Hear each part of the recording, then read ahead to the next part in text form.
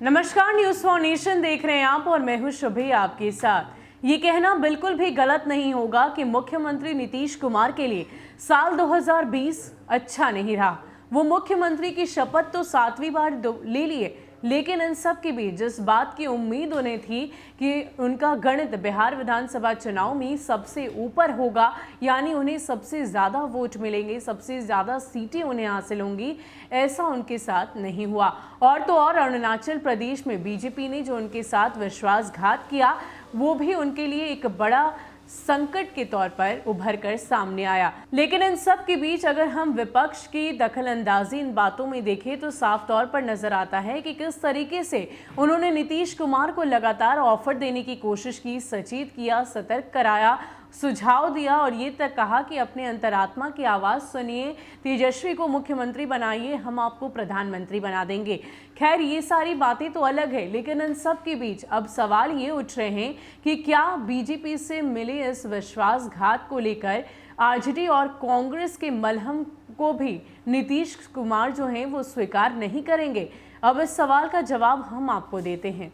बिहार के मुख्यमंत्री नीतीश कुमार ने राजद नेता और पूर्व मंत्री श्याम रजक के दावे को आधारहीन बता दिया है, जबकि जेडीयू ने इसे विपक्ष द्वारा राष्ट्रीय जनतांत्रिक गठबंधन को अस्थिर करने कर एक निरर्थक प्रयास करार दिया है। हालांकि पार्टी 2021 में उज्जवल भविष्य की उम्मीद कर रही है और इसके लिए पार्टी ने अपनी रणनीति भी बदल ली है। नीतीश कुमार ने पार्टी के राष्ट्रीय अध्यक्ष का पद छोड़ दिया और राष्ट्रीय राजनीति में किसी भी तरह एंट्री की कोशिश में वो लगे हुए हैं, चाहे एनडीए के साथ या फिर बिना एनडीए के। बिहार के मुख्यमंत्री ने अपने बेहद खास आरसीपी सिंह को पार्टी प्रमुख की जिम्मेदारी देकर हर किसी को हैरान कर दिया है। जदयू का पहला विद्रोही रुख तब सामने आया जब उसने इस साल पश्चिम बंगाल चुनाव में 75 सीटों पर चुनाव लड़ने का फैसला लिया। ये वो चुनाव है जहां बीजेपी ने ममता बनर्जी को हराने के लिए पूरी ताकत झोंक दी है।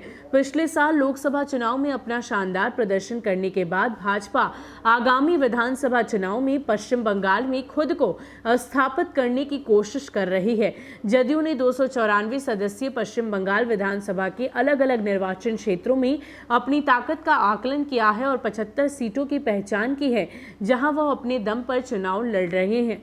बता दें कि जेडीयू केवल बिहार में राष्ट्रीय जनतांत्रिक गठबंधन का हिस्सा है, इससे पहले वो दूसरे राज्यों में चुनाव लड़ती रही है। इतना ही नहीं, जेडीयू असम में भी चुनाव लड़ने का मन बना रही है। पार्टी ने 2016 का विधानसभा चुनाव all India United democratic front के साथ मिलकर लड़ा था। 28 राज्यों में जेडीयू की इकाइयां कर्नाटक और गुजरात जैसे राज्यों में भाजपा के साथ गठबंधन के लिए विधानसभा चुनाव लड़ी है।